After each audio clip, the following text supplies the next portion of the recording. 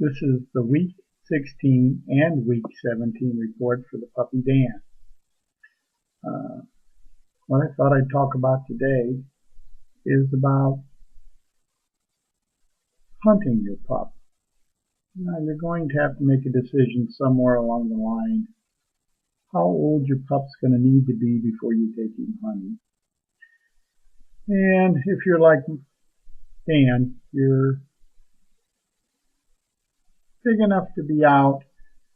I don't know that you're mature enough to handle the situation of the hunting season at almost 18 weeks. So my guess would be that if it's you, you're going to wait. If you don't have another dog or have someone you know who has a puppy or a dog that you can hunt with, you'd probably be better off to either go to your local club or to a game farm and just work your puppy on a blank pistol and don't worry about shooting or hunting or anything like that. There is also an option if you have an older dog, then it probably wouldn't be your first puppy. But if you have an older dog or if you know someone that does and you want to go hunting with them, you could probably throw the pup in a crate, take him along, and late in the day or later in the day, you could take him out and let him run a little bit. Take your blank pistol along, and if he does get into birds or happens to point a bird and you flush it and it flies out 150 feet or so and Dan's out there at least 100 feet or your puppy's out there at least 100 feet, you can fire off a round. That's something I'm considering doing. I have an older dog and I'll probably take him out, and I might for a little while in the afternoon take Dan out and let him run. Haven't decided yet, but Dan's certainly capable of being out and handling the cover, and I think he'll probably enjoy himself. But if you do it, don't think of it as hunting. Think of it as more of a training exercise. Just getting him out to let him run.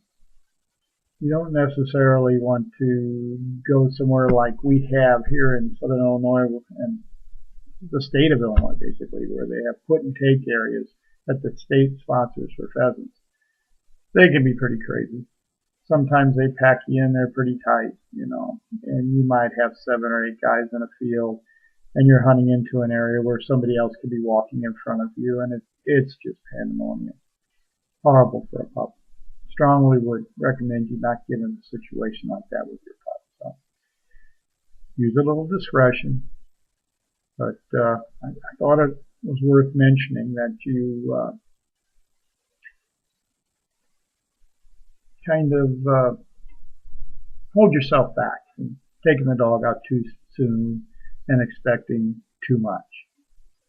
Okay.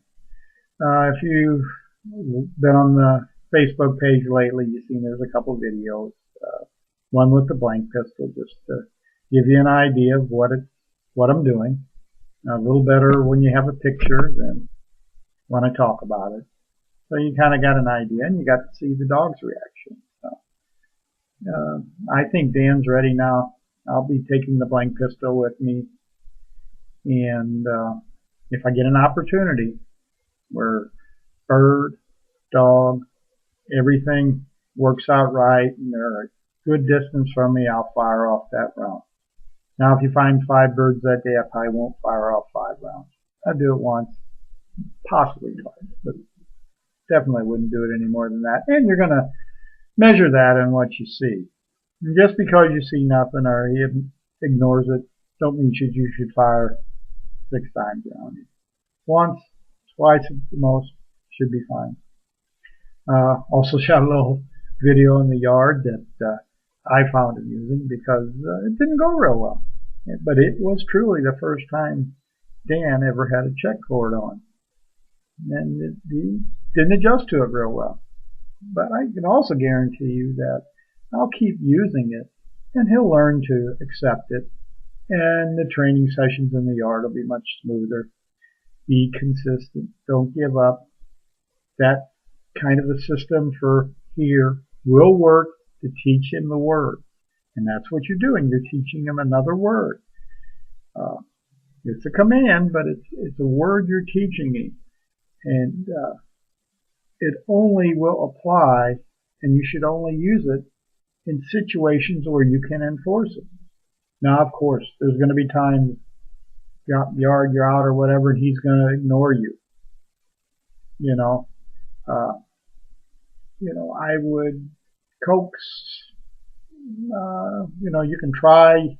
If you've worked on here for a while, you can try here, but just don't sit there and scream and holler. Don't go out and get him and shake him. Just coax him on back, or go get him and walk him on back and start over.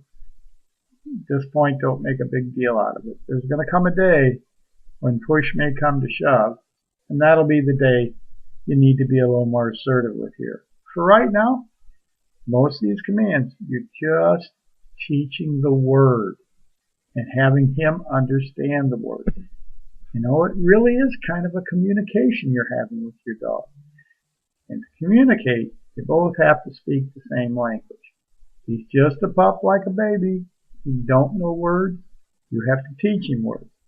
And as he learns those words, you'll be able to structure communication between yourself and the dog, and you'll be able to get better results and more consistent results.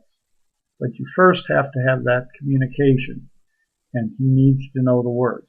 That's how I feel about it, and that's the way if I was a new dog owner, I would try to get myself to accept that that's the philosophy I'm going to take.